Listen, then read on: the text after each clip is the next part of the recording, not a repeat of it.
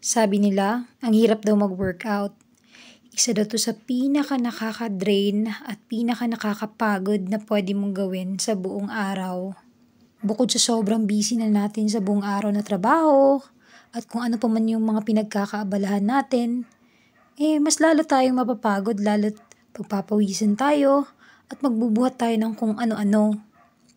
Ganyan din yung tingin ko noon na yung pag-workout talagang nakakapagod at hindi talaga madali. Naisip ko rin dati, bakit kaya yung ibang tao nagwo-workout sila?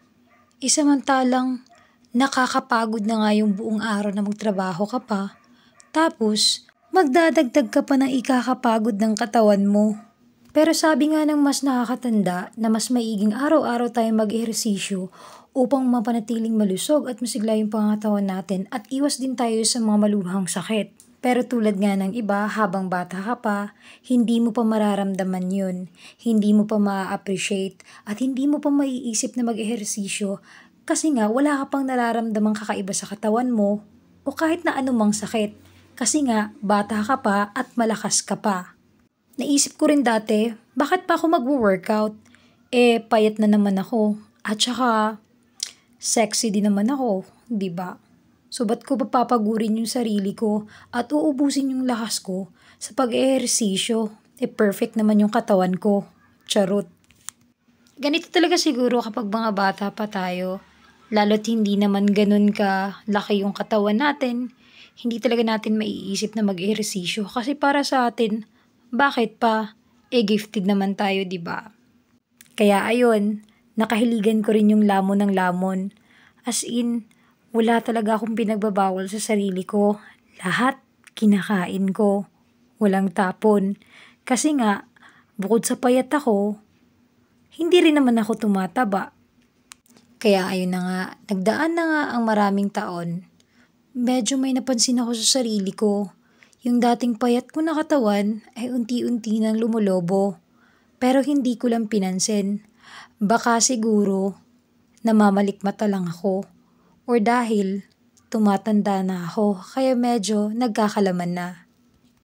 Habang tumatagal, parang may napapansin akong hindi na normal sa katawan ko. Parang unti-unti na talaga akong mas lumalaki. At parang may nararamdaman akong paninikip sa dibdib ko na hindi ko maintindihan. Habang ako ay nakatingin sa salamin, naisip ko, ang laki na pala ng pinagbago ko. Hindi na kagaya ng dati yung pangangatawan ko.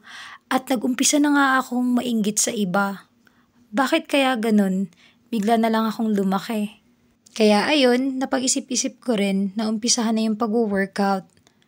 Kaya nga lang, hindi ako consistent. Tulad ng iba, tinatamad rin. May mga time na consistent ako, tas tumitigil lang din, bumabalik ulit, tas tigil ulit. Ganun lang. I started doing workout way back 2019. Sabi ko sa sarili ko, parang wala namang nagbago, mas lalo pa akong tumaba. Kasi nga, hindi consistent yung workout ko. Kaya ayun, napag-isipan ko na dapat i-consistent ko na talaga yung pag-workout ko para mas may makita akong resultang maganda. At hindi nga ako nabigo. Kasi nga, mas lalo ako ngayon naging porsigido.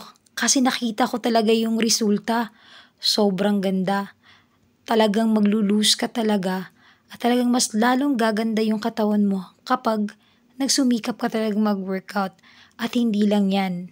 Hindi lang naman tayo bumabase sa pagpapaganda ng katawan natin.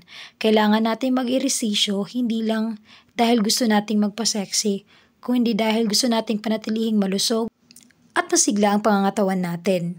Kaya kayo dyan, kung nag-iisip kayo mag-ehersisyo, naku, huwag na kayong magdalawang isip. Sigurado ako may mabuting resulta para sa katawan nyo. Bukod sa gaganda yung katawan nyo, magkakaroon din kayo ng magandang pag-iisip at the same time, mas lalong healthy ang katawan nyo at iwas po kayo sa mga sakit. So kailan ka pa mag-uumpisa? Bukas pa ba? Ngayon na, simulan mo na. Hanggang dito na nga lang pala ako. See you again in my next vlog. Bye-bye!